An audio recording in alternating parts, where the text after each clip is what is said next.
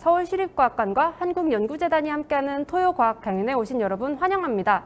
저는 오늘 진행을 맡은 서울시립과학관의 김윤서입니다. 오늘도 정말 많은 분들이 참석해 주신 것 같아요. 제네시스 X님, 미어캣님, 유성님 반갑습니다. 다들 참여해 주셔서 감사하고 또 환영합니다. 현장에는 많은 반가운 분들이 와 계십니다. 한번 만나볼까요? 과학관의 에듀 서포터즈 친구들입니다. 자기소개 부탁드려요. 안녕하세요. 저희는 서울시립과학관 대학생 에듀서포터즈 크리에이터 2기 나노 김동서, 올리브 정혜환입니다. 나노님은 닉네임에서도 알 수 있듯이 오늘 강연 주제에 관심이 많으신 걸로 알고 있는데요.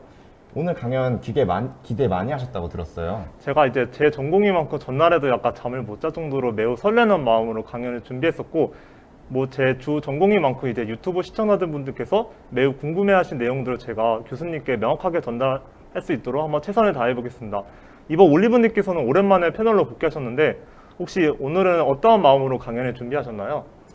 지난번에 했던 경험을 바탕으로 유튜브 시청자분들과 원활한 소통이 이루어질 수 있도록 오늘도 최선을 다해 한번 임해보겠습니다. 이제 오늘의 주인공을 만나보도록 하겠습니다. 오늘은 나노물질 합성과 차세대 에너지 소자라는 주제로 배준호 교수님을 모시고 진행됩니다. 배준호 교수님은 현재 가천대학교 물리학과에 재직 중이시며 새로운 나노물질을 이용한 에너지 장치 개발, DNA나 생체 유전 물질을 이용한 차세대 에너지 저장기기 연구 개발 등을 하고 계십니다. 그럼 큰 박수로 모셔보도록 하겠습니다. 네. 안녕하세요. 네, 교수님 정말 반갑습니다. 저 시청자 여러분에게 네. 인사 부탁드립니다. 네, 안녕하십니까. 네, 지금 소개해 주신 가천대학교 물리학과에 재직하고 있는 배준호라고 합니다. 네. 이렇게 좋은 자리에 또 초청을 해 주셔가지고 너무 감사드리고요. 네, 최선을 다해 보도록 하겠습니다. 네. 오늘 강연 준비해 주셔서 정말 감사합니다. 네. 요 강연이 진행되는 중에도 교수님과 제가 채팅창을 확인할 수 있으니까 시청자 분들께서는 활발한 리액션과 질문 많이 남겨주시면 감사하겠습니다. 그러면 강연을 시작해 보도록 하겠습니다. 네. 자, 오늘 이렇게 뵙게 돼서 너무 반갑고요. 오늘 강연 주제는 나노물질의 합성과 차세대 에너지 소자란 주제입니다. 제가 강연의 취지 이런 거를 보니까 대중 강연 성격도 있고 그래서 여기 학계나 연구계 동향도 물론 반영이 되지만 제가 경험했던 거를 또 많이 좀 여러분들한테 전달을 드리고 그런 시간을 가지려고 노력을 하겠습니다. 네. 두 가지 부분이 있는데 처음 부분은 나노물질을 어떻게 만들 것인가, 그 다음에 어떻게 측정할 것인가 그런 얘기가 있고, 두 번째 주제는 나노물질을 어디다 써먹을 것인가 라는 주제인데, 물론 아시다시피 나노물질은 엄청나게 많은 분야에 적용이 되고 있는데 저희가 주로 하고 있는 차세대 에너지 소자 부분으로 해서 설명을 드리도록 하겠습니다. 자, 여러분들이 이 일상생활에서 나노라는 말을 많이 들어보셨을 거예요. 나노 기술, 나노 과학 엄청나게 많이 들어보셨는데 이 나노라는 말이 여기 포인터가 잘 되죠? 예. 나노라는 영어 단어가 그리스어의 나노스, 난장이라는 말에서 왔다고 합니다. 그리고 이제 나노는 이제 접두사로 10억분의 1을 의미한다고 돼 있죠. 10억분의 1을 의미하고 있습니다.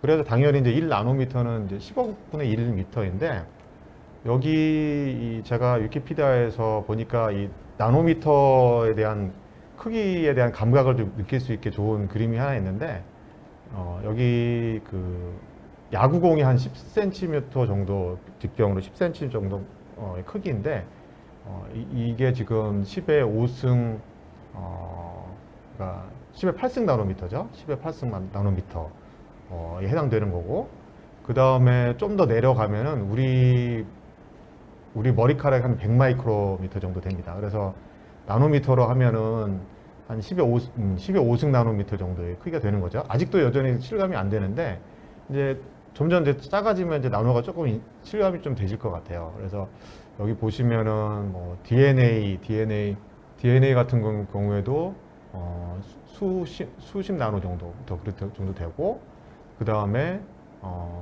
이제 물 분자 정도 되면은 한 0.1 나노미터 정도의 크기가 됩니다. 이 나노미터라고 하면은 이 나노 물질이라고 하면은 수 나노미터에서 한 수십분의 1 나노 또는 뭐 수백 나노도 요즘 나노라고 많이 하고, 여기 정도의 크기를 갖는 이제 물질을 나노 물질이라고 얘기를 하고 있고요. 이 안에서 여러분들 많이 보셨을 것 같은데, 탄소 나노튜브나 그 다음에 또 그래핀, 요즘 유명한 그래핀 같은 것들이 여기서 주로 이용이 되고 있죠. 그래서 자, 나노 기술은 사전적으로는 원자 또는 분자 단위의 작은 물질을 다루는 과학과 공학이라고 할 수 있고, 이 나노 기술, 나노 과학의 가장 이제 중요한 부분은 역시 이 작은 물질, 나노 크기의 작은 물질이 되겠죠. 그러면은 이렇게 작은 사이즈의 물질을 어떻게 만들어낼 수 있을까? 이런 게 이제 이번 강연의 제 이제 중심 주제가 될 텐데, 작은 물질을 인간이 만들어내는 방법은 크게 두 가지의 이제 접근 방법이 있습니다. 첫 번째 방법은 탑다운이라고 해가지고, 이거는 조각가가 조각을 하는 방법이라고 생각하시면 됩니다. 그래서 큰 재료가 있으면 큰 재료를 이렇게 깎아 나가서 작은 재료를 만들어 나가는 거죠. 이거 또 반대 방향의 그 개념은 바텀업이라는 개념입니다. 이 방법이 사실은 신리 나노 물질을 만드는 방법이다라고 말하는 사람들도 있는데, 이거는 레고를 생각하시면 돼요. 그래서 작은 구성 물질을 더해 나가 가지고 원하는 물질을 만드는 방법이라고 할 수 있습니다. 그래서 자, 그러면 좀 본격적으로 들어가서 나노 물질 만들기라는 부분을 같이 한번 보시도록 하죠. 제가 좀 생각을 해봤는데, 나노 물질 연구하시는 분들이 워낙 많으시고 저희 실험실도 많이 하고 있는데, 제가 좀 개인적인 얘기도 전달하는 걸 어떨까 생각을 해보니까, 제가 박사 때 했던 걸 전달해 주는 게 제일 좋은 것 같아요. 저희 학교의 학생들한테도 좀 물어보니까, 교수님 그게 좋은 것 같다고, 학부생들에게 저에게 전달했던 그런 주제를 여전히 많은 분들이 이제 최신 주제로 하는 소재이긴 하지만, 재료이긴 하지만, 제가 이걸 한 거는 한 10여 년이 좀 지났거든요. 근데 아직도 그때 연구 개발 제가 만들었던 그 기억이 아직도 생생하게 남아있고, 개인적으로 굉장히 중요한 그런 소재입니다. 재료입니다. 물질. 여기 이제 보시면은 요거는 이제 실리콘 기판 위에 성장된 실리콘 나노선, 나노 와이어라고 합니다. 영어로. 한국말로 번역을 해서 나노선이라고 많이 하고, 이제 실리콘은 아시다시피 반도체에서 제일 중요한 소재죠. 그렇죠? 모든 반도체 칩이나 전자제품이 거의 모든 전자제품들이 실리콘을 기반으로 돌아가고 있잖아요. 만들어지잖아요. 그래서 거기 위에 만들어진 실리콘 나노선인데, 이 나노 물질은 워낙 당연히 작기 때문에 우리 맨눈으로는 보이지도 않고 광학현미경으로도 거의 안 보입니다. 그래서 이런 것들을 보려면은 전자현미경을 써서 전자들이 상당한 에너지를 가지고 때리면은 나오는 전자나 빛이나 또는 그런 신호들을 분석해가지고 이런 이미지를 만드는데, 여기 보시면은 어떻게 보이실지 모르겠는데, 뭐 굉장히 많은 약간 그러니까 바늘과 같은 소재가 이렇게 있는데, 만약 이런 나노 와이어가 없으면 그냥 허허 벌판처럼 보입니다. 실리콘 기판이. 이걸 좀 더 줌업을 해서 들어가 보면 이 마치 대나무와 같은 형상의 나노 와이어가 형성이 된 걸 볼 수 있죠. 좀 더 줌업을 해보면 이제 한 개의 나노 와이어 형상이 좀 더 자세히 보입니다. 그래서 굉장히 높은 종횡비로 가지고 있고 쭉쭉 뻗은 실리콘 나노 선들이 성장이 되어 있습니다. 그래서 이거는 두께가 한 100에서 300나노미터 정도 되고 수십 마이크로미터 정도 길이가 됩니다. 이건 뭐 개인적으로 다 제가 만들고 사진을 찍어서 보관하고 있는 그런 자료들이고요. 여기서 또 거의 똑같은 조건에서 만든 실리콘 나노 선인데, 요걸 이제 보여드리는 이유는 이게 얼마나 이 기판에 대해서 수직 방향으로 잘 성장이 되어 있는지, 성장이 되어 있는지를 보여주고 있는 그런 모습인데, 여기 보시면 대나무처럼 경계가 딱 나눠져 있죠, 그렇죠? 마치 살아있는 대나무 숲처럼 보이지 않습니까, 그렇죠? 이게 사실 제가 만들려고 했던 방향의 성장 결과이고, 요거는 요것도 굉장히 흥미로운 방법, 이제 실리콘 나노 선인데, 마치 파이프 라인처럼, 그죠? 파이프 라인처럼 평행으로 쭉쭉 뻗어 있는, 아까는 수직으로 돼 있었다면, 이거는 수평 방향으로 뻗은 것 같은 아주 흥미로운 나노선인데, 아까 보셨던 요거하고 다른 점은, 아니, 뒤로 가면 요거 다른 점은, 기본적으로 소재는 물질은 실리콘이 맞지만, 여러분 이 결정이 방향에 따라서 면의 방향이 다르죠. 물질적인 화학적인 특성이 다르죠. 그래서 아까 같은 경우에는 아까와 같은 경우하고 요거하고는 사용했던 기판이 다른 겁니다. 사용했던 기판이 달라가지고 나노선 자체는 동일한 거라고 볼 수 있는데 이게 밑에 있는 기판이 다르기 때문에 마치 방향이 다른 것처럼 성장이 되어 있는데, 이게 위에서 보면 평행하게 보일지 몰라도 옆에서 보면 약간 좀 기울어져 있는 거예요. 기울어져 있어가지고 어떤 일정한 각도를 가지고 나노 선들이 수직이 아니고 잘 형성이 되어 있는 그런 상황입니다. 그래서 그럼 이런 나노 물질이 굉장히 다양하게 있습니다. 엄청나게 많은 나노 물질이 있어서 굉장히 빨리 발전하고 있고, 여기 이 나노선에 대해서는 실리콘 나노선은 굉장히 많이 연구가 되어 있고 성장 메커니즘 같은 것도 잘 이해가 되어 있는 상황이죠. 여기 보시면 이 나노선을 하나 이렇게 떼어서 보면 크게 두 부분으로 나눠져 있는데, 위에는 금 입자고 밑에는 실리콘이에요. 그래서 이 금 입자가 촉매인데, 이제 화학에서 여러분들 공부하신 대로 촉매는 실제로 이제 소모는 안 되지만 이렇게 화학 반응을 도와주는, 반응 속도를 도와주는, 반응 속도를 바꿔주는 그런 역할을 하고 있잖아요. 그래서 촉매가 이 촉매 때문에 이 길쭉한 방향으로 생성이 되는 겁니다. 어떻게 되냐면은 먼저 이제 실리콘 기판 위에 금을 이렇게 나노 크기로 입자를 만들어서 여기에 실리콘에 소스에 해당되는 기체를 흘려줍니다. 흘려주고 이 실리콘하고 금이 이렇게 맞붙어 있으면 이 두 개가 동시에 녹는 공융점이라는 게 있습니다. 공융점. 같이 녹는 온도. 그 온도가 363도 정도인데, 그 온도보다 높은 상태가 되면 이 금이 굉장히 크기가 작아가지고 액체 상태로 존재하게 됩니다. 그 상태에서 이 실리콘을 포함하고 있는 이 이제 가스가 열에 의해서 분해되면서 실리콘 입자들이 둥둥 떠다니다가, 입자라고 하면 좀 그런데 원자라고 해야 되겠죠. 그것들이 요 금의 그 액체 속으로 들어가게 됩니다. 그 들어가는 거는 또 그 소금물을 만드는 과정하고 똑같다고 생각하시면 돼요. 물에다가 소금을 넣으면은 소금이 녹잖아요, 그렇죠?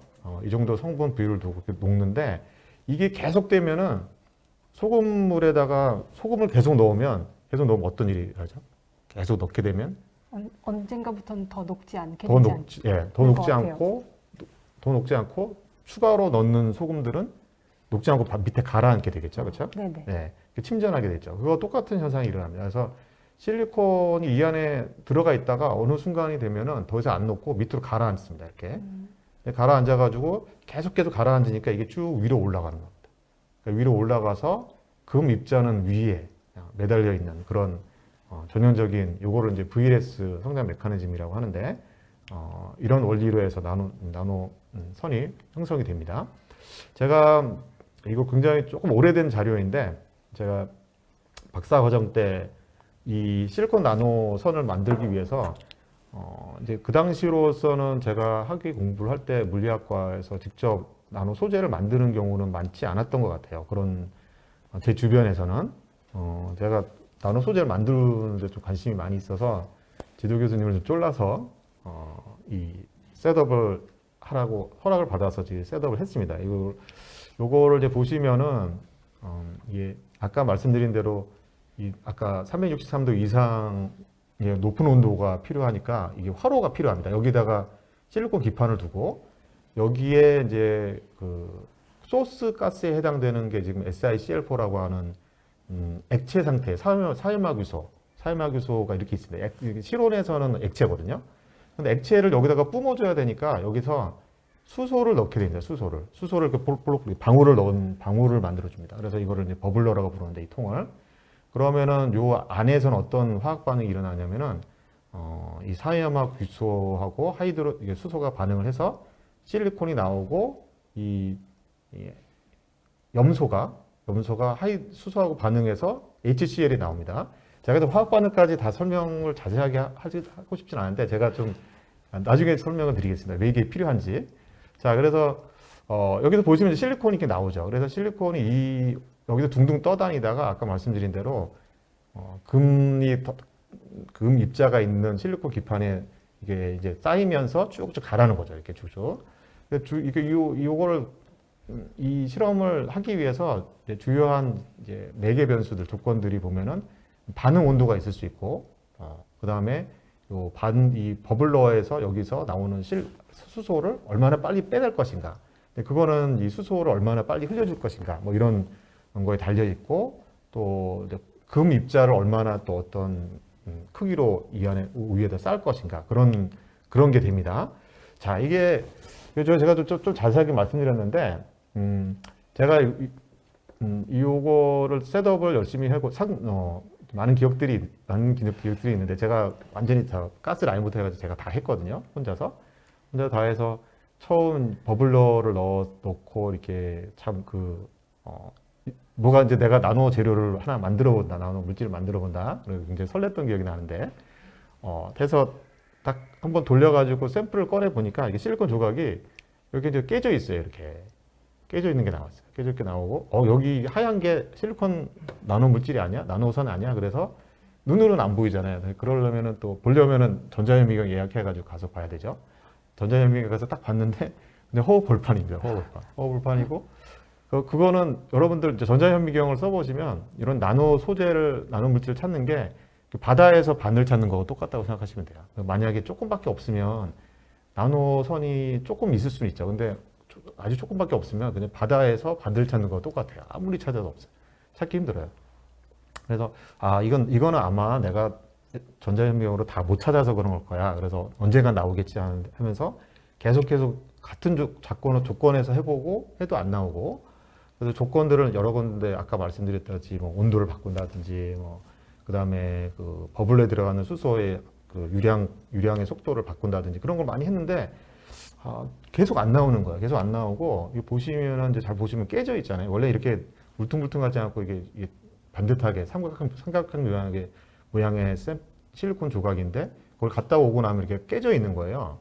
그래서 깨져 있어가지고 그냥 온도가 높아서 이렇게 깨져 있었구나라고 생각을 했는데 그게 아니었던 거예요.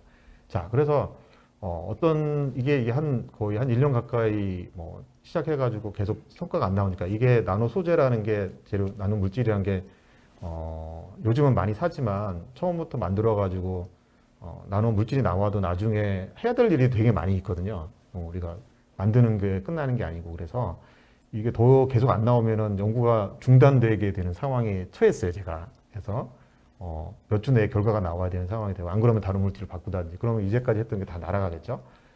그런 또 절체절명의 상황이 됐는데, 그때 이제 제가 같이 일했던 저한테는 말하자면 선배죠, 선배. 인도 학생하고 같이 일을 하고 있었고, 제가 만들면은 그 친구랑 같이 측정을 하기로 돼 있었는데, 그 친구가 그때 준호 그러면서 내가 생각할 때 좀 버블러나 가스 같은 거에 좀 문제가 있는 것 같아. 그래서 내가 한번 논문을 좀 찾아볼게 그러더라고요. 그래서 알았다고 찾아보라고. 그래서 난 계속 실험할게.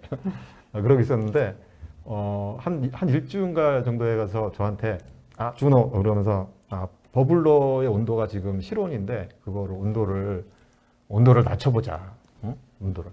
자, 이게 왜 그런지를 제가 설명을 드릴게요. 그래서 뭐냐면, 보니까 이제 아까 이 화학식이 사실 그거 어렵지 않습니다. 이게 보면 사염화 규소가 있고 수소가 들어가서 실리콘하고 이제 염산이 나오잖아요. 염산. 그래서 이 염산이 사실은 염산이 굉장히 많이 떠 있어요. 그 튜브 안에. 그래서 보면은 논문을 찾아보니까 이게 공학 논문이지만 있더라고요. 이게 보면은 실리콘 이 SiCl4 사염화 규소의 농도가 높으면 이거 왼쪽에는 이거는 나노와이어가 아니고 그 실리콘의 방막이 성장되는 거거든요. 상당히. 그러니까 소스 가스를 많이 넣으면 이렇게 필름이 생겨. 당연히. 근데 오히려 어떤 순간이 지나면 오히려 필름이 두께가 줄어요. 줄어. 자, 왜 그러냐면 이게 이 화학 반응식이라는 거는 항상 이쪽만 있는 게 아니고 반대쪽도 있거든요. 반대쪽. 그래서 요 사염화 규소가 실리콘이 나오는 반응도 있지만 이 염산 때문에 이 실리콘을 ဃ갉아먹는 역할을 하는 거예요. 그러니까 실리콘 나노와이어를 기르려고 하는데 염산이 너무 많으면 오히려 이런 것들을 요 실리콘 기판이나 이런 것들을 애칭하는 효과가 있었던 거예요. 그래서 제가 이런 식을 제가 이제 이걸 자 그래서 요거 자, 결론이 뭐냐면은 그러면 이 사염화 규소의 농도가 중요하다. 그 농도가 중요한데 그 농도를 컨트롤하는 게 사실은 온도였던 거예요. 온도. 그러니까 이제 온도. 그러니까 온도를 저는 논문을 보니까 제 인도 친구도 마찬가지고 이걸 만드는 사람들이 사실 처음부터 만들어서 하는 경우는 보통 잘 없고 어디서 논문을 보고 이렇게 하게 되는데 논문에서 이게 이제 실온, 상온에서 돌아가는 시스템이니까 이라고 돼 있으니까 우리는 당연히 사염화 규소도 상온에서 돌아가야 된다고 생각을 했는데 이게 보니까 이 계산을 좀 해보면 사염화 규소가 이 어떤 이게 농도예요. 몰 프랙션. 그게 0.28보다 커지면 오히려 애칭이 일어나기 시작합니다. 염산이 깎는 거예요. 그러면 이 0.28이라고 하는 값을 맞춰주려면 여기 좀 약간 계산을 좀 해놨는데 로직이 있다. 뭐 말씀을 보여드리려고 그냥 대충을 하는 게 아니다. 그래서 요거 몰 프랙션 요걸 줄이기 위해서는 온도를 낮추면 된다. 그 온도가 이게 이제 보니까 마이너스 30도예요. 경계 온도가. 그러니까 마이너스 30도보다 온도가 낮아야 되는 거예요. SiCl4 이 버블러가. 그래서 저는 계속 그거를 상온에서만 돌리고 있으니까 계속 염산이 너무 많아가지고 실리콘이 디포지션이 되는 게 아니고 결국은 이게 깎아먹고 있었던 거예요. 그래서 나올 때마다 계속 이렇게 깨져서 나왔던 거예요. 깨져서 나왔던 거가 저는 온도가 높아서라고 생각했는데 그게 아니고 염산 때문이었던 거예요. 그래서 우리는 어떻게 하기로 했냐면 마이너스 30도로 낮춰야 되잖아요. 그러면 드라이아이스를 사자. 자, 드라이아이스는 저희도 한국에 와가지고 제가 드라이아이스 사려고 하니까 사기 쉽지 않더라고요. 근데 미국에 있을 때 제가 요거를 이제 파는 데가 있어요. 마트에서 팔아요. 이거를 사가지고 드라이아이스가 이게 승화점이 마이너스 78도 정도 되거든요. 너무 낮잖아요. 그래서 여기다가 에탄올이나 뭐 알코올을 넣었고 물을 좀 넣어가지고 마이너스 30도 정도로 맞춰줘요. 자, 그래서 해봤더니 바로 나오는 거야. 자, 이 바로 이런 모습이 마이너스 30도를 맞췄는데 제가 거의 몇 개월 동안 헤맸는데 조건을 하나 딱 맞추니까 바로 나오는 거예요. 예. 자, 너무 감격스럽죠. 예. 야, 참. 그래서 내가 이제 졸업을 할 수 있겠구나. 네, 박사 졸업을 할 수 있겠구나. 이제 그때 희망을 가졌는데 그 위로 항상 시간이 또 많이 걸렸죠. 박사 졸업하려면. 자, 그래서 이제 합성하는 일종의 이제 제 경험을 말씀드린 건데 이게 합성이라는 거가 쉬운 것 같아도 나노재를 만드는 게 쉬운 것 같지만 이런 일들이 상당히 많이 있습니다. 많이. 논문이라는 것이 다 보여주지도 않고 일부러 그럴 수도 있지만 그걸 자세하게 노하우죠, 노하우. 그 노하우를 알아야 되는데 이제 제가 경험을 해보니까 잘 안 되면은 무조건 막 실험 조건 바꾸고 막 그러지 말고 제 인도 친구가 했던 것처럼 논문을 보자. 논문을 봐서 좀 의심해보고 그 논문을 좀 찾아보고 그러면 다 해답이 있었던 건데 그런 경험이 있었던 거죠. 네, 그 친구가 알려준 게 굉장히 컸죠. 자, 이 나노선을 만들고 난 다음에 응용은 어떻게 할 거냐? 제 그때 이제 관심사는 어떻게 요 나노선을 이제 수직 성장 예쁘게 이렇게 수직 성장을 시키는 게 목표였어요. 자, 그런 거는 이제 제가 이제 이미 한번 나노와이어 선이 만들어졌으니까 금방 찾을 수 있었는데 그런 걸 한번 보여드리겠습니다. 요거 한번 이제 나노선 한번 만들어지는 게 되게 중요해요. 예, 만들어지고 난 다음에 그걸 기준점을 찾을 수 있기 때문에 그러면 이제 그 기준점으로 해가지고 여러 가지 조건에서 합성을 해보면 많은 걸 알게 됩니다. 그래서 이 보면은 아까 말씀드렸다시피 제 합성 시스템의 파라미터가 온도하고 또 유량 뭐 이런 게 있었잖아요. 그런 것들을 막 좀 바꿔보는 거예요. 바꿔보면 이게 온도가 낮고 그 다음에 수소를 조금씩 넣어줘. 뽀글뽀글 조금씩 넣어줘. 자, 그러면은 이게 나노선이 생겨도 이렇게 좀 굉장히 보잘것없죠. 그렇죠? 보잘것 없다가 이거를 이제 온도를 좀 높여주면 이게 좀 성장이 되는 게 좀 보이나요? 이렇게 뾰족하게, 이게 좀 똑바르게. 그리고 온도를 좀 높이고 수소 속도를 확 높이니까 어느 정도 경계가 딱 되니까 나노선들이 확 다 이제 형성이 되기 시작하는 거죠. 멋지게. 자, 이걸 이렇게 제가 수직 성장하는 거를 목표로 했는데 그것도 이제 한 큐에 바로 나와버렸는데 높은 나노선이 빨리 자라면 빨리 자랄수록 이게 이게 수직 성장이 되더라라는 게 이제 그때 결론이었습니다. 자, 이게 다른 사진은 요거는 제가 이 나노선을 제가 목표로 했던 거는 실리콘 나노선을 합성하는 거였는데 합성하면서 이제 나노선이 되고 나서 우연하게 이런 굉장히 예쁜 꽃과 같은 이게 지금 이게 100나노미터 그 정도 크기잖아요. 그래서 엄청나게 작은 굉장히 예쁜 나노 꽃들이 계속 나오는 겁니다. 계속 잘 보면 이렇게 보니까 그래서 이게 되게 신기하고 그래서 여기에 대해서 수직 성장도 중요하지만 이걸 먼저 연구를 해보자. 지도 교수님도 이걸 한번 연구를 해보자 그래가지고 제가 이거를 이제 연구를 하게 됐어요. 그래서 이 나노꽃이 만들어진 조건이 있는데 좀 찾아보니까 이제 유사한 나노꽃 이미지는 몇 년 전에 이제 사진만 이렇게 달랑 이렇게 나왔더라고요. 그래서 제가 완전히 처음은 아니라고 할 수 있고, 근데 요거 컨트롤하고 이해하는 거를 제가 완벽하게 해가지고 이제 논문을 저희가 냈는데, 이게 보면은 이게 뭘까? 이게 지금 결국은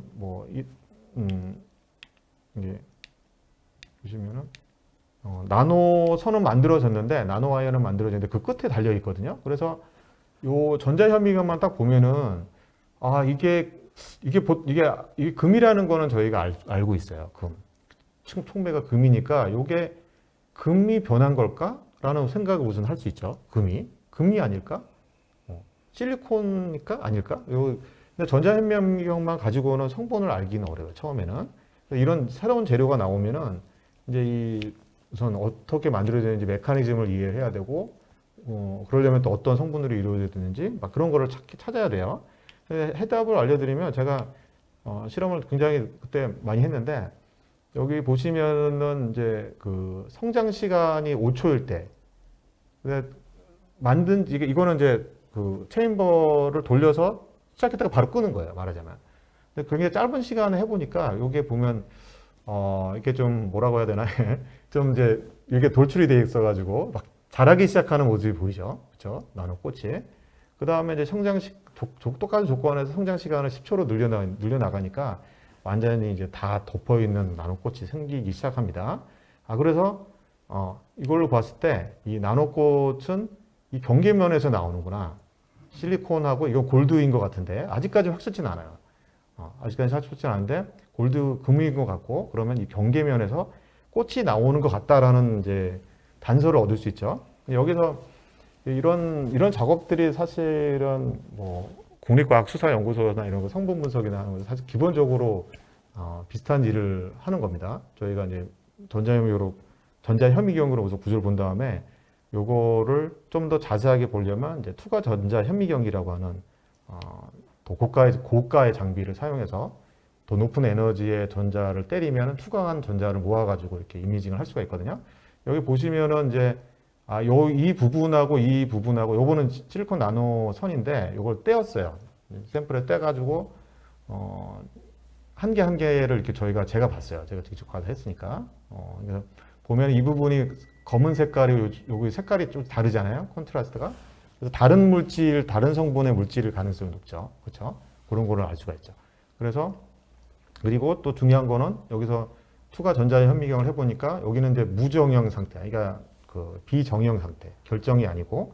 자, 그러면 어느 정도 이게 물질이 다른 거라는 거를 어떤 구역이 나눠진다는 걸 우리가 이해했는데, 이제 성분 분석을 하기 위해서 이제 에너지 분산 분광법이라는 걸 하게 됩니다. 그래서 나노 선을에다가 여기 이제 전자현미경으로 보면서 이 각 부분에다가 여기 이 부분에다가 전자빔을 때리면 그 전자빔에서 X선이 나옵니다.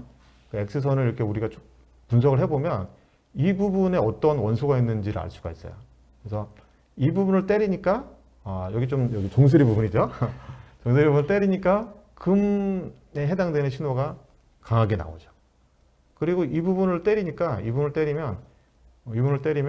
이게 실리콘하고 산소가 나옵니다. 물론 이제 금이 왜 안 나옵니까? 라고 물어볼 수 있는데, 금은 사실은 이게 이제 여기 나오는 부분이, 이 신호가 나오는 부분이 표면에서 몇 마이크로미터나 에너지에 따라 다른데 깊이 들어가지가 않아요. 어쨌든 그 다음에 이 부분을 때리니까 실리콘만 나옵니다. 그래서 이거는 결국은 금이구나. 금이고 요 꽃에 해당되는 부분은 실리콘 산화물, 실리콘 옥사이드라는 걸 알 수가 있었어요. 그래서 실리콘 옥사이드는 결론은 뭐냐면은 제가 분석을 해보니까 요 이제 나노플라워는 사실 그냥 유리였던 거예요. 유리. 유리가 실리콘 산화물입니다. 그래서 나노꽃은 이 금에다가 실리콘 산화물이 이렇게 되어 있는 부분이고, 자, 이거는 이제 제가 가설을 세웠는데 경계면에서 생기니까 이거는 이렇게 이제 실리콘들이 외부에 있는 산소하고 결합해서 모세관 현상이나 이런 것 때문에 표면 장력이나 이런 것 때문에 위로 올라가는 것 같다. 위로 올라간다. 그러면서 패턴이 형성된다라는 거를 결론을 지었죠. 여기서 저희가 더 계속 연구를 좀 더 해서 학회에 보고를 했는데요. 여기 보시면은 이 패턴이 굉장히 예쁩니다. 그래서 이제 같이 일했던 박사과정 미국 학생이 패턴만 분석을 했는데, 패턴을 분석을 해보니까 요거는 여러분들이 이런 복잡한 패턴은 이제 프랙탈이라고 하는 이름으로 부르잖아요. 프랙탈. 이 프랙탈의 특징은 이제 자기 상사성이라 그래가지고 이게 이 안에 이제 이게 이제 자기 상사성은 이 패턴을 우리가 이렇게 줌업을 해보면 똑같은 패턴이 계속 나오는 거예요. 자기 상사성은. 그래야지 프랙탈로 정의가 되는데, 저의 나노꽃은 그런 게 나오지 않아서 프랙탈은 아니다. 이런 형상을 밀집 가지 형상이라고는 이름으로 부릅니다. 이것도 이제 자연에서 꽤 많이 볼 수가 있는데, 박테리아가 성장한다든지 그런 모습이죠. 저희가 이거를 정리해서 이렇게 동그란 모양의 밀집가지 형상이고, 나노 크기로 이렇게 작은 거는 저희가 처음이라고 생각을 해서 학회에 이제 보고를 했습니다. 요거를 제가 이제 연구를 하다 보니까 같이 일했던 이제 미국 교수님이 그 나노꽃 예쁘고 좋은데 좋아. 자꾸 이제 교수님들은 자꾸 이제 시키잖아요. 무슨 의심을 하는 거니까 합리적으로. 자, 그러면 자네가 그러면 나노꽃을 만들었는데 안 만들게 할 수도 있어? 그래야 되는 거 아니야, 그렇죠? 뭔가를 만들면은 안 만들게 할 수도 있어? 우연히 만든 거 아니냐는 거죠, 그렇죠? 그래서 내가 해보겠다.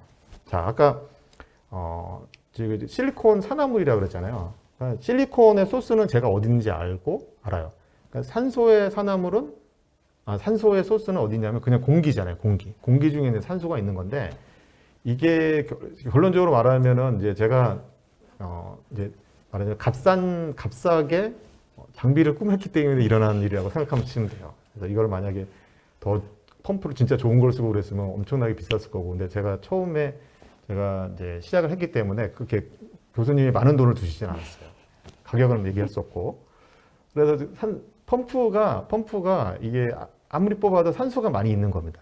많이 있으니까 산소를 없애야 되잖아요. 없애려면은 어떻게 할까요? 산소가 우리가 이제 진공청소기를 뽑아내는 힘을 크게 하려면은 어떻게 해야 될까요? 우선은 뭐 좋은 돈이 있으면 되죠. 아, 그쵸, 좋은 그쵸. 펌프는.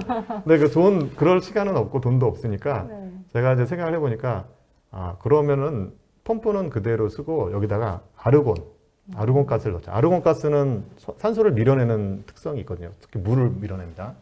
아르곤 가스를 좀 넣어서 산소의 그 농도를 최선 줄이는 거예요. 최대한.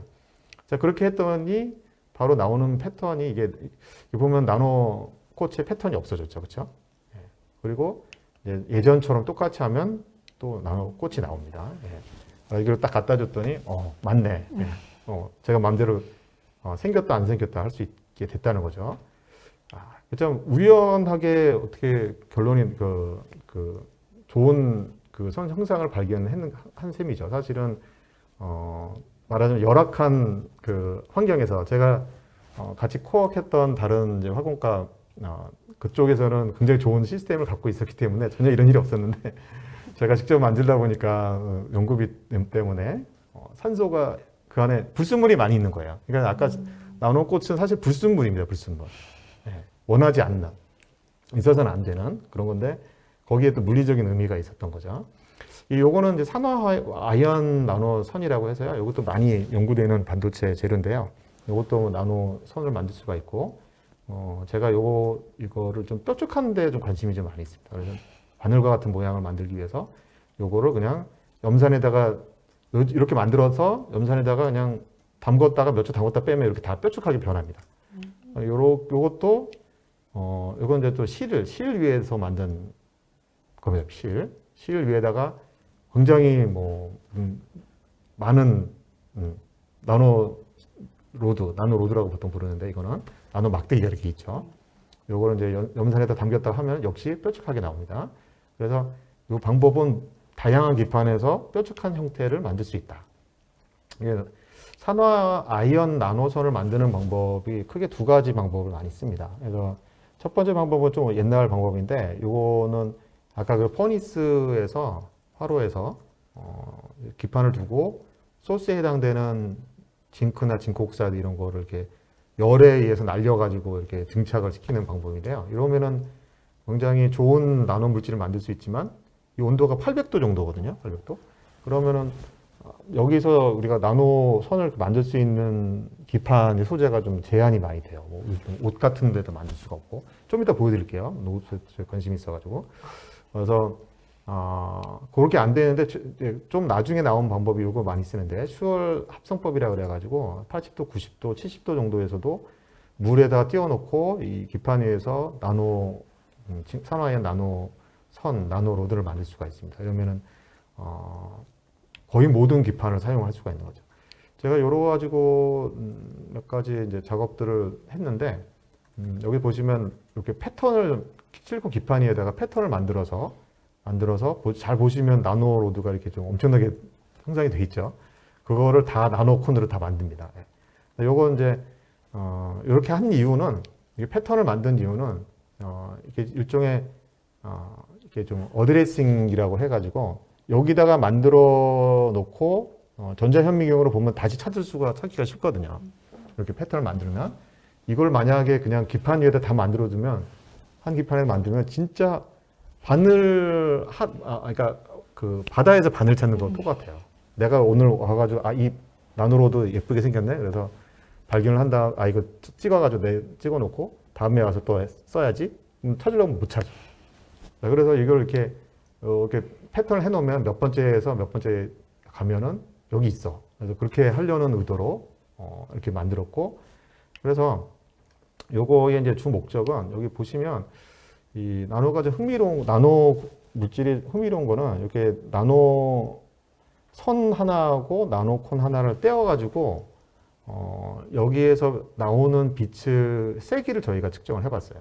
빛의 세기를 여기다 전자가 이렇게 때리면 이게 빛이 또 나옵니다. 여기 가시광선도 조금 나오고 대부분의 이제 UV 자외선인데, 여기 보시면은 요 나노콘에 나오는 빛의 세기가 나노선보다는 세게 나오죠. 그러니까 나노선보다 나노콘에서 웬일인지 모르지만 더 많은 양의 빛이 발생을 하게 됩니다. 그러니까 이걸 이해하기 위해서 시뮬레이션도 저희가 했고 그 결과를 보여드리고 있는데, 여기 보시면 이제 빛 나오는 시뮬레이션 결과 이제 동영상이 조금 보이죠. 요거를 유의하는 거는 오히려 또 간단하게 쉽게 이해를 할 수 있습니다. 이걸 보시면 이 나노선을 이렇게 만들고 나노콘을 이렇게 만들어서 빛이 발생이 되면 빛은 이제 일종의 이제 광자니까 알갱이처럼 생각해서 우리가 밖에서 빛을 보려면은 그 산화하얀 나노 구조에서 나온 빛이 밖으로 나와야 되잖아요. 근데 요게 이거 같은 경우에는 나노선은 한번 부딪혔다가 나올 수도 있지만 여러분들 배웠다시피 여기 다시 반사될 수도 있잖아요. 근데 나노콘인 경우에는 이렇게 갔다가 물론 여러분들 나오든지 아니면 반사할 수 있는데 이게 크기가 작기 때문에 바로 옆으로 가가지고 또 나올 수 있는 찬스가 더 많은 거예요. 이 나노콘인 구조인 경우에는 나노선보다. 그래서 시뮬레이션도 해보면은 나노콘이 나노선보다 빛이 훨씬 더 많이 나옵니다. 예. 그래서 저희가 이거 나노물질 합성 쪽은 제가 이렇게 말씀을 드렸고 이거를 어디다 써먹을 것인가 그런 것도 중요하죠, 그렇죠? 제가 주로 연구하는 분야가 이제 에너지 소자 쪽에 연구를 많이 하고 있는데 여기서 차세대 에너지 소자로 많이들 또 연구를 하시는 게 지금 슈퍼커패시터라는 분야가 있어요. 슈퍼커패시터는 여기 보시면은 기존의 이제 기존의 커패시터 축전기 다 알고 계시잖아요. 동그랗게 생긴 거, 원통형에. 네. 그래서 그거가 하는 역할은 기본적으로 전하를 담는 거잖아요. 전하를 담는데 슈퍼커패시터는 기존의 커패시터보다 엄청나게 많은 전하를 담을 수 있어서 매우 큰 용량을 가지는 커패시터라고 생각하시면 됩니다. 그래서 슈퍼 또는 뭐 울트라 커패시터 뭐 그런 이름으로 불리는데 여기 왼쪽에서 보는 기존 축전지보다 한 뭐 1000배 이상 뭐 이렇게 10,000배 이상 이렇게 많은 전하를 담을 수가 있거든요. 그러면 여기 우리가 이제 뭐 핸드폰 다 쓰시잖아요. 핸드폰에 들어가는 배터리는 리튬이온 배터리고 아까 보여드린 거는 슈퍼캐패시터인데 이게 이제 배터리하고 슈퍼캐패시터 아니면 뭐 연료전지 뭐 이런 것들이 이게 구분하는 기준 중에 하나가 거기에 담을 수 있는 에너지하고 그다음에 출력이 어떻게 되는가 이렇게 이제 구분을 많이 하거든요. 여기 보시면 이 배터리가 여기에 있습니다. 배터리. 배터리의 특징은 뭐냐면은 배터리의 특징은 여기도 배터리가 있는데 오래 쓸 수 있어요. 예. 그게 뭐냐면 에너지를 많이 담을 수 있어요. 근데 에너지를 많이 담을 수 있는데 단점이 또 뭐냐면은 이게 이제 밑에가 X축이 파워 덴시티인데요. 출력인데 에너지를 금방 빼낼 수가 없어요. 에너지를 빼낼 출력이 파워가 단위 시간당 에너지잖아요. 출력이. 그래서 빨리 받을 수도 빨리 큰 에너지를 쓸 수도 없고 또 그래서 충방전도 느려요. 충전하는데도 오래 걸려요. 이 슈퍼캐패시터의 특징은 뭐냐면 요놈은 출력이 파워가 굉장히 센 에너지 기기입니다. 그래서 우리가 필요하면 금방금방 에너지를 뺏을 수 있어요. 근데 모든 게 다 좋은 건 아니에요. 단점은 또 에너지가 굉장히 작아요. 그래서 금방 방전이 돼요. 그리고 이제 슈퍼캐패시터가 또 좋은 점은 뭐 이제 성능 저하가 굉장히 적고 그래서 가격도 싸고 그래서 많이들 연구를 하고 있죠. 자, 여기도 이제 나노 효과가 있는데 왜 그러면 슈퍼캐패시터는 그렇게 용량이 높습니까? 이게 사실 그게 나노 효과인데요. 예. 슈퍼캐패시터 전극을 이렇게 보면은 전극 표면에 우선 나노로 돼 있어서 높은 표면적을 만들어줍니다. 이게 높은 표면적이 만들어져 있고 여기 이온들이 여기 달라붙는데 우리가 일반 물리 시간에 여러분들 물리 시간에 기억나실 것 같은데 이제 정전 용량이 이게 전극 간의 거리에 반비례하잖아요, 그렇죠? 전극 간의 거리에 반비례합니다. 그래서 이 전극 간의 거리가 여기 슈퍼캐패시터는 여기서부터 여기까지 거리입니다. 여기부터 여기까지 거리니까 그거는 원자 하나 들어갈 수 있는 크기거든요, 그게. 그래서 이게 너무 작기 때문에 그거 역수인 정전 용량은 되게 큰 거예요. 그래서 이 이온들을 이용한 슈퍼캐패시터는 굉장히 정전 용량이 크게 됩니다. 자, 여기 제가 이제 관심 있는 주제는 이 커패시터나 배터리 이런 것들을 입을 수 있고 구부릴 수 있게 하는 것들의 연구가 사실 꽤 되고 있었고 이제 보니까 이제 벌써 이게 이제 이거는 디스플레이지만 그런 전자기술 제품들이 벌써 이제 나오기 시작하고 있죠. 이런 데에서 기존의 이제 커패시터가 이렇게 딱딱하고 이런 거잖아요. 원통형에 이거를 섬유나 이렇게 섬유에다 기반해가지고 섬유가처럼 섬유에 만들어가지고 좀 늘어나는 또는 입을 수 있는 그런 슈퍼 캐패시터를 만들어보자는 생각을 많이 했고요. 요거는 이제 첫 작업인데 요거는 이제 두 개의 선을 꼬은 겁니다. 두 개의 선을 말하자면 섬유를. 근데 그 섬유에 이 산화아연 그 나노 선을 많이 도포를 해가지고 그 위에 그럼 표면적이 늘어나죠. 표면적이. 그 다음에 거기 위에다 금속이나 이런 거 입히면 또 전기 정도도 올라가고 그래서 이걸 두 개 그냥 꼬았습니다. 꼬아가지고 커패시터를 만들었는데 그냥 측정을 해보니까 돼요. 예. 이게 상용 커패시터하고 비교했을 때도 모양도 잘 나오고 물론 이제 정전 용량이 상용 거보다 크거나 아주 좋지는 않지만 그래도 그 이제 우선 슈퍼 캐패시터로 돌아가는 걸 우리가 알 수가 있고 이런 거를 만들어 봤고요. 두 번째로 마지막으로 보여드릴 거는 이거를 이제 아까는 두 개의 선을 가지고 이제 꼬아서 슈퍼 캐패시터를 만드는데 그게 아니고 좀 실용적인 걸 하려면은 이제 하나의 선에다가 다 만들어 보자라는 생각을 제가 했습니다. 그리고 하나의 섬유에다가 실에다가 여러 개의 에너지 기기를 한번 다 넣어보자. 그래서 에너지 기기 대표적인 게 또 태양전지 있잖아요. 태양광전지. 그 태양광전지는 상당히 많은 출력이 나오는데 에너지가 저장이 나오는데 문제점이 이제 어둡거나 뭐 비가 오거나 그러면 안 되죠. 자, 그럴 때는 여기는 이 산화이온이 또 특징이 뭐냐면은 이게 그 압전 특성이 있어서 요거로 기계적인 진동을 전기적인 에너지로 바꿔주거든요. 요걸 나노 발전기라고 하는데 요런 거를 넣어서 태양광 발전이 안 될 때는 요게 보충해서 에너지가 계속 나올 수 있게 하고 그 다음에 슈퍼 캐패시터를 넣어서 여기에서 나오는 정기적 에너지를 계속 저장해 두자라는 취지로 이렇게 만들었고요. 요거를 이 실 하나에다가 이게 플라스틱 섬유입니다. 플라스틱 섬유.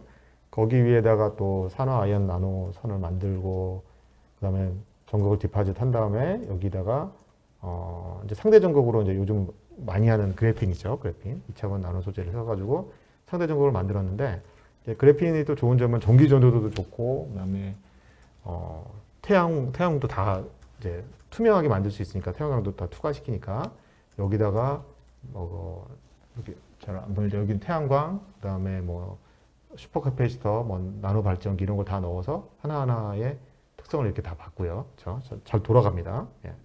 그래서 제가 이제 오늘 뭐 준비한 자료는 이제 다 끝났는데요. 맞는 말로 좀 이제 말씀을 드리면은 이제 보니까 이제 나노 기술의 의미와 기대 효과를 했으면 좋겠다 이런 취지가 있어가지고 제가 이거 맞는 말을 오늘 아침에 만들어봤는데, 네, 우선은 제가 이제 나노 재료를 만드는 일이 진짜 재밌는 일입니다. 네. 제가 이제 물리학과에 있지만 나노 소재를 만드는데 이제 관심이 많이 있어서 그걸 제가 직접 뛰어들어서 해봤는데 여기저기 좌충우돌도 많이 하고 시행착오도 많이 겪고 근데 이 나노 재료를 만드는 거는 굉장히 성취감을 주는 일이라고 생각해요. 제가 직접 만들어 보면은 그게 사실 눈에 보이지는 않지만 그래도 오히려 눈에 보이지 않기 때문에 성취감이 있어요. 그거를 내가 합성한 다음에 전자현미경실 예약해서 딱 들어가서 볼 때 그 설레는 감정. 근데 대부분 안 돼요. 대부분은 되는 경우도 있지만 저는 이제 시행착오를 많이 겪었으니까 그리고 이렇게 하다 보면 예기치 않은 것들을 많이 발견을 하게 됩니다. 아직은 나노에서 우리가 모르는 것들이 많이 있기 때문에 나노꽃과 같은 그런 것들만 보게 돼서 되게 재미있었고 그 다음에 이제 나노의 세계는 이제 굉장히 이렇게 아름다울 뿐더러 또 정말 쓸모가 많이 있습니다. 쓸모가 요즘은 나노가 거의 안 들어가는 산업 분야 연구 안 되거나 개발 안 되는 분야는 없을 거라고 생각이 들고 특히 이제 미래의 산업 기술에서는 반드시 연구하고 있는 그런 분야입니다. 그래서 여러분들이 많은 관심을 가지고 했으면 하는 그런 바람이 있습니다. 네. 그래서 네, 저는 여기까지 마치도록 하겠습니다. 네. 네.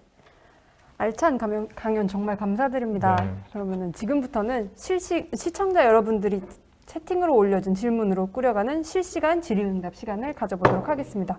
이거는 서포터즈 친구들이 진행을 해준다고 하니까 네. 나노 올리브 준비되었나요?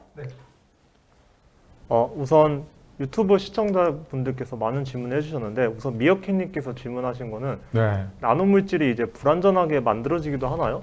그렇다면 잘 만들어진 것과 잘못 만들어진 것을 어떻게 구분하는지 궁금하다고 질문을 주셨습니다. 네, 좋은 질문인데요. 이게 불완전하다는 거는 판단하기 나름입니다, 판단.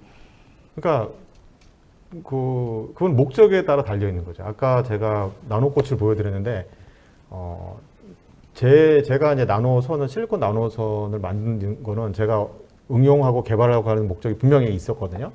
그런 목적이 있었기 때문에 제 미션은 실리콘 나노선을 실리콘 기판 위에서 예쁘게 정렬하는 게 목적이었는데 그게 그러다가 보니까 이 캡에 계속 그 꽃의 모양이 생겼잖아요. 사실 불완전한 거죠, 제 목적으로 치면. 그래서 보기 나름입니다. 불완전하지만 저는 그때 이제 지도 교수님하고도 지도 교수님도 우리는 이제 관심. 이게 쓸모는 없을지는 모르지만 여기를 이해를 해보자. 새로운 게 생겼으니까. 잠시 멈췄던 거죠, 어떻게 보면은. 그래서 거기서 많은 것들을 우리가 알 수 있었는데 그게 불완전하다고 하는 거는 자기 목적에 따라 다 다른 겁니다. 목적에 따라서 만약 안 된다고 한다면은 아까 이런 질문 취지로 얘기한다면 처음에 나노선이 잘 안 됐을 때는 그건 완전히 불완전한 거였죠. 불완전한 거였고 거기도 약간 나노 형상 같은 것들이 나오는데 그러면은 안 되면은 되게 해야죠. 되게 해야 되는데 아까 제가 경험을 말씀드린 거는 안 되는 거를 되게 하는 거를 그냥 무작정 조건을 다 바꿔가지고 무작정 하자. 안 되면 되게 해. 그런 정신으로 하는 게 아니고 논문 읽어보고 안 되면은 파악을 해야 된다. 대부분은 해결책이 다 있다. 그런 식으로의 문제를 해결해야 되겠죠. 대답이 됐죠? 그 다음에 요겁니까? 그리고 그 에듀 서포터즈 크리에이터 분들께서 또 사전 질문해 주셨는데요. 네. 아까 그 나노꽃이 불순물이라고도 하셨는데 이런 나노꽃이 형성될 경우 해당 물질은 어떤 단점을 지니게 되는 것인지 질문해 주셨거든요. 네. 자, 그 금속, 만약에 그거를 배터리의 전국 재료로 쓰려고 하면은 배터리의 전국 소재는 기본적으로 표면적도 높아야 될 뿐더러 전기 전도도도 전기를 잘 통해야 됩니다. 근데 아까 제가 말씀드렸다시피 파악을 해보니까 그게 나노꽃이 그냥 유리였던 거예요, 유리가 전기를 잘 안 통하잖아요. 그렇죠? 그러니까 전기 전도도가 낮아지는 역할을 하게 되는 거죠. 그러니까 그거는 사실 없애야 되는 거예요. 만약 배터리의 전구 재료를 쓰려고 한다면은. 그래서 불순물이 되는 겁니다. 그 다음 서이인님께서 이제 질문을 해주셨는데요. 나노선이 이제 어떠한 역할을 하고 그 나노선의 이제 구조나 배열에 따라서 물성이 어떻게 바뀌는지 궁금하다고 하셨는데 이 부분에 대해서 궁금하다고 합니다. 나노선이 어떤 굉장히 많은 데서 역할을 합니다. 그러니까 그거를 저도 제가 하고 있는 분야만 알지만 워낙 많은 분야가 있기 때문에 한마디로 얘기하기는 어려울 것 같고요. 나노선의 특징은 길다는 거죠. 1차원이라는 거죠. 그래서 일종의 도선 역할을 하는 연구도 되게 많이 있고 센서 역할을 하는 연구도 많이 있고 그 다음에 길고 나누면 어쨌든 표면적이 넓기 때문에 전극 재료도 많이 쓰고 5만 가지에 다 쓰인다라고 말을 할 수가 있습니다. 그러니까 저는 제가 그때 박사과정 때 했던 거는 이게 길쭉한 여기는 제가 안 넣었는데 이 전개 방출 필드 이미션이라 그래가지고 그거를 거기서 전압을 걸면 거기서 전자가 튀어나옵니다. 전자가 튀어나오기 때문에 길쭉하고 끝이 뾰족하면은 그게 굉장히 잘 나오거든요. 그런 형상적인 특성을 이용을 하려고 했던 거죠. 그리고 이제 저의 이제 개인적인 궁금증이 있는데요. 네. 아까 그 나노꽃이 이제 산소가 있는 조건에서 발생한다고 해주셨는데, 네. 그러면 그래서 아르곤을 넣었더니 그게 사라졌다고 말씀해 주셨는데, 네. 그러면 그게 산소로 인한 문제점인지 아니면 뭐 산소 위에 저희 공기 속에 있는 질소나 뭐 그런 것들에 의해서 관련된 실험은 혹시 진행은 되었는지 궁금합니다. 공기 중에 산소가 있기 때문에 그런 거죠. 그 펌프를 이제 미케니컬 펌프라고 그래가지고 제일 베이직한 펌프를 썼는데, 그거는 한 뭐라 그러냐, 그게 그 밀리토르 정도. 그래서 뭐 대기업보다 훨씬 낫긴 낫죠. 낫지만 그 안에 그 정도라고 해도 여전히 산소 분자들이 많이 있겠죠, 그렇죠? 더 뽑을 수 있는 기계가 물론 있습니다. 진공이 굉장히 더 내려갈 수가 있는데, 거기서 멈추면은 이제 산소가 많이 있는 거죠. 질소도 아마 있겠죠. 근데 질소도 어쨌든 질소는 반응을 안 하는 거는 확실하고, 거기서는 반응을 안 하는, 여기 참여를 안 하는 게 분명하고, 실리콘 때문에 그런 거죠. 아니, 산소 때문에 그런 거죠. 그 이상 나노플라워는 더 이상은 진행을 하진 않았고요. 거기서 저희가 만들어져 있는 샘플 가지고 패턴 분석하는 그런 일들을 하고, 왜 만들어지는지 그런 거 이해하는 선에서 마무리를 지었죠. 마지막으로 이제 교수님께서 현재 연구하고 계시는 연구 분야와 이제 비슷한 관련 분야의 연구를 희망하시는 분들에게 해주실 조언이나 그런 게 혹시 있으실까요? 네, 조언. 조언이라고 하면은 글쎄요, 이거 뭐, 학생이라고 가정을 하면은, 상황에 따라 다르니까. 그러니까 오늘 주제가 나노니까, 나노가 진짜 재밌다는 걸 말씀드리고 싶어요.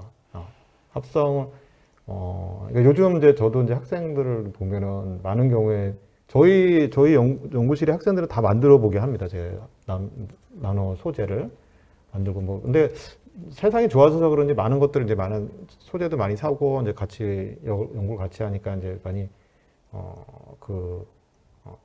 다른 데서 많이 받긴 받는데 근데 굉장히 재미있고 이 연구하는 거에서 자기가 많이 하는 게 많을수록 얻는 게 진짜 많아요. 제가 이제 박사과정 때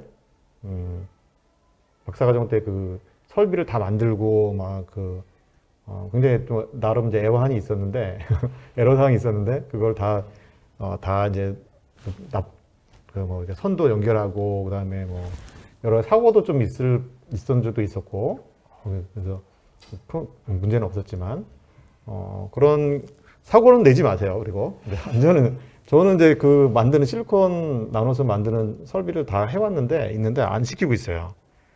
제가 해보니까 위험하기 때문에 고온이고 가스도 되게 위험하고 그래서 그걸 이제 다른 데서 받아서 하고 있는데 여러분들이 하고 있는 이거 여러분들이 직접 하는 게 많으면 많을수록 진짜 많이 얻습니다. 그래서 나중에 그리고 이 나노를 하다가 이렇게 뭐 만들다가 아니면 현상에 좀 새로운 게 있으면 지금 프로젝트도 물론 중요하지만 잠깐 멈추고 거기에 호기심을 갖고 그거를 연구를 해보는 게 좋다고 생각이 됩니다.